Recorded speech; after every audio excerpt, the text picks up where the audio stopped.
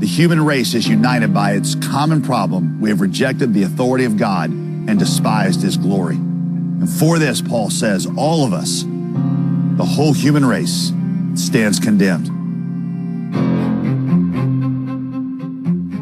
You'll never appreciate the solution if you don't feel the gravity of the problem. You'll never run to Jesus for salvation if you don't know how desperately you need to be saved. Why? Well, because we wanted to make the rules.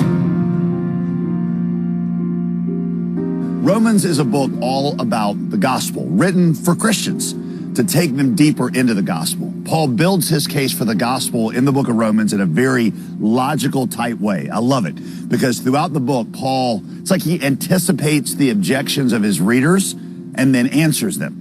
So in verse 18, Paul anticipates the first question that he believes his readers will have after his declaration that he is not ashamed of the gospel and willing to die for it. He hears in his head someone say, why, Paul, would you insist that Jesus is the only way? And why would you be willing to pay for that belief with your life? You know, Paul did not get in trouble here in Rome for teaching religion. There were lots of religions in Rome. There was always room for one more. Paul got in trouble and ultimately gave up his life for saying that Jesus was the only way. You see, Roman society in Paul's day only had two rules about religion. Rule number one, you can worship any god you want. Just rule number two, don't say your God is the only God or that your way of salvation is the only way. In fact, on top of the Pantheon, which was a big temple that housed all the gods represented in the Roman Empire, on the top was a little seal that said Caesar, the King of Kings and the Lord of Lords. The Romans were like, look, you can put whatever God you want to in here in the Pantheon. Just acknowledge that Caesar is the King of Kings and Lord of Lords. So why, Paul, would you insist that Jesus is the only way and that he is the King of Kings and Lord of Lords if you knew that one claim was going to cost you your life? These are the questions Paul now turns to in Romans 1:18. He's going to explain why the gospel is humanity's only hope and how the truth about the gospel fundamentally rewrites the narrative of the human race in a way that produces a new humanity that brings the peoples of the world back together. To do that, he's going to first show us that all peoples of every culture are united in their rejection of God. He's going to show us that no matter who we are or where we've grown up, we've shown an attitude of hostility toward God. So here we go, verse 18. Paul says, for God's wrath is revealed from heaven against all godlessness and unrighteousness of people. And there's two dimensions of sinfulness Paul talks about here. Godlessness means wrong attitudes toward God. It's a corruption in our vertical relationship. Instead of being submissive to God, we're rebellious. Instead of being humble, we're proud. Instead of being glory givers, we're glory takers. The second word, unrighteousness, points to a corruption in our horizontal relationships. Instead of being loving, humble, and truthful with each other, we tend to be self-centered, proud, and manipulating. God's wrath is against anybody in these two categories because they, watch this, by their unrighteousness, suppress the truth. These attitudes of our hearts make us suppress or push down the truth about God that we see. Now, hear this. Suppression is not the same thing as ignorance. Suppression means that the truth is in there, but you kept yourself from acknowledging it. The truth about God, Paul says, is like a beach ball that you're trying to hold under the water. It keeps trying to come to the surface, and you keep pushing it down. That's what the knowledge of God is like, Paul says. Verse 19, because what may be known of God is manifest in them. By the way, I love the New King James Version here. It's how I memorized this growing up, so let me use it here. For God has shown it to them. Two places God has revealed himself to all of us, Paul says. First is to us and also in us. Let's consider the to us part. Verse 20, for since the creation of the world, his invisible attributes are clearly seen, being understood by the things that are made, even his eternal power and Godhead, so that they are without excuse. Creation, or what we see all around us, declares to us the reality and the power of God. Just behind me and to my left is the Sistine Chapel, the ceiling of which is one of the most famous paintings in the world, depicting the majesty of God's creation all around us. Instinctively, we know, just by looking around us, that nothing times nobody can't equal everything. Creation's beauty and magnificence whisper to us that there is a wise and powerful creator behind it all. Secondly, Paul says God has revealed himself, to use the New King James words, in us. Our internal longings for love and meaning that just arise from our hearts, our longing for eternity, points to the fact that we're more than just a cosmological accident. We are created in God's image, which is why we long for meaning and immortality. It's why we're scared of death. It's why we have an internal sense of right and wrong. Animals don't have that sense, but we as humans do, because we are made in the image of God. These things testify to us that we are more than just accidental biology. Someone may never even have heard God's name, but their hearts instinctively know that he is there. Every human ever born knows that, Paul says, but we have all suppressed it. Verse 21, for though they knew God, they did not glorify him as God or show gratitude. Inwardly, we don't want to embrace the truth about a glorious, all-powerful, holy, ruling God. We don't want that to be true. Why? Well, because we wanted to make the rules. We wanted to take God's glory for ourselves. We wanted to be the center of the universe, the center of attention. We wanted to use our lives to please ourselves. Sin can be understood just by looking at the word sin. The middle letter is I.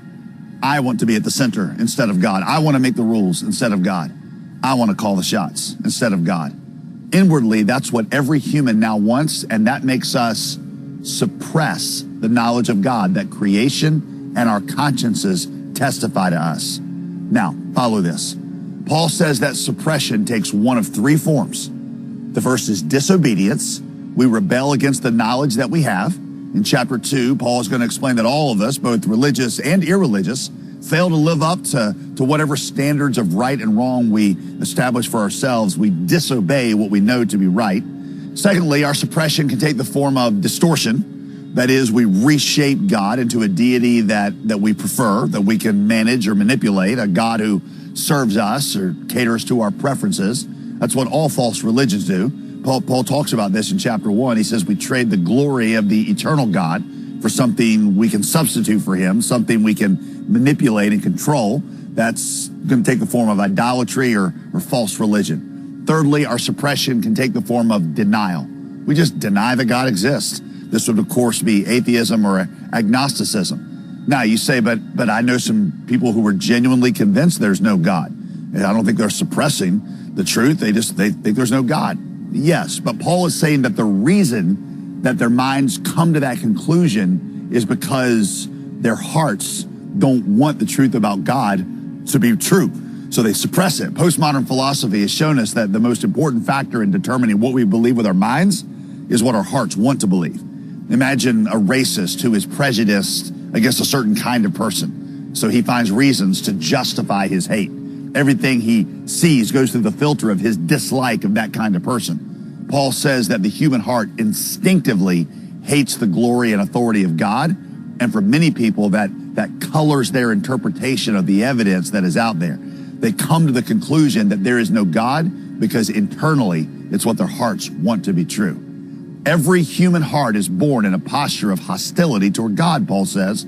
So Paul then explains, verse 28, that this is suppression of the truth and rejection of God has resulted in all kinds of disorder and chaos in our heart. Verse 28, and because they did not think it worthwhile to acknowledge God, God delivered them over to a corrupt mind so that they did not do what is right. Specifically here, they refers to Gentile nations, pagans, those who have never heard about God. But in chapter 2, Paul is going to show us that for those of us who grew up religious, our hearts are the same. The best religions in the world, he's going to show us, can't change the fundamental structure of the human heart. So you could read that they here as we. We, the human race, did not want to give God his rightful place in our hearts, so God delivered us over to a corrupt mind. In the next few verses, Paul describes what that corrupt mind looks like. He's going to work his way through every facet of our lives. In verses 26 and 27, he talks about sexual corruption, which covers everything from sex outside of marriage to homosexual behavior. Then in verse 29, he says, they're filled with all unrighteousness, evil, greed, and wickedness. That's economic corruption. He continues, they're full of envy, murder, quarrels, deceit, and malice. They are gossips and slanderers and Facebookers. That's social corruption. Continuing in verse 30, they are God haters, arrogant, proud, boastful, inventors of evil. That's spiritual corruption. They're disobedient to their parents. Verse 31, senseless, untrustworthy, unloving, and unmerciful. That's family corruption. Sexual corruption, economic corruption, social corruption, family corruption. You see what Paul's doing? He's saying that the effects of our rejection of God are comprehensive.